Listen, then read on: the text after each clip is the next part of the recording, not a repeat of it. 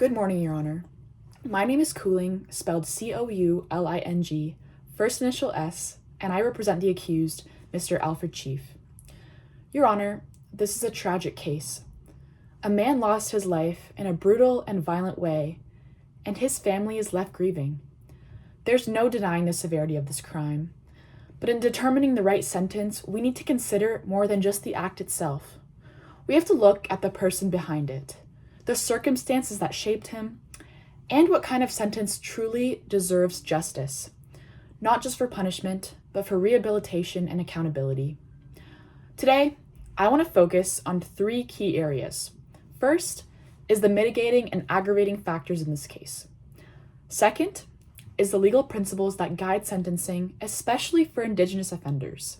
And third, a fair and just sentence that balances punishment, deterrence, and the potential for rehabilitation.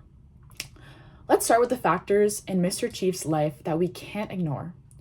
From birth, he faced obstacles that set him on a path of struggle.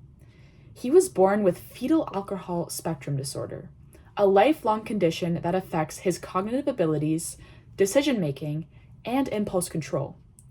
His intellectual abilities are in the extremely low range, which means he processes information much lower than others and struggles to fully understand the consequences of his actions. Beyond that, Mr. Chief's childhood was defined by trauma. His parents were both in residential schools, and they were survivors. His father endured severe abuse at the lowest post residential school, one of the worst in Canada. His mother abandoned him. He grew up in a home where alcohol was constantly present, and at just 7 years old, he was sexually abused. He started drinking as a child and was hospitalized for alcohol poisoning at 11 in what he described as a suicide attempt. But who knows what truly happened that day. By the time he was a teenager, his father was in jail, his brother was killed in a hit and run, and he had no stable support system. The cycle of trauma, addiction, and instability followed him into adulthood. That being said, I'm not standing here to make excuses for what happened. The crime itself was undeniably brutal. A man lost his life in a horrific manner. On top of that, Mr. Chief has a criminal record, including past assault convictions, and he was on bail when these convictions happened. Those are serious aggravating factors that we must consider in this sentence. But the law also tells us that sentencing isn't just about punishment, it's about proportionality. Under Section 718 of the Criminal Code, we have to weigh several objectives: denunciation, deterrence, separating offenders from society when necessary, rehabilitation, and providing justice that acknowledges the harm done. Section 718(2)(e) reminds us that for Indigenous offenders, we have to take into account the systematic factors that led them here. The Supreme Court of Canada made it clear in R.V. Gladue that sentencing judges must consider the impact of colonialism, residential schools, and intergenerational trauma. With this in mind, let's talk about what a fair sentence looks like. The Crown is asking for 6 to 8 years, but we also have to account for time already served as well, because Mr. Chief has been in custody for 638 days.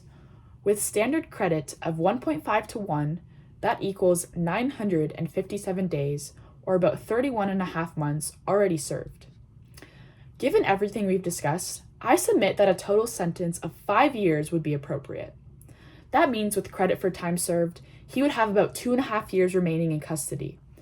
This sentence recognizes the gravity of the crime, but also takes into account Mr. Chief's personal circumstances and his ability to be rehabilitated.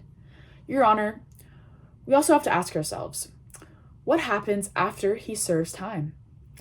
A longer sentence won't change what's already happened, but a structured reintegration plan can help prevent something like this from happening again.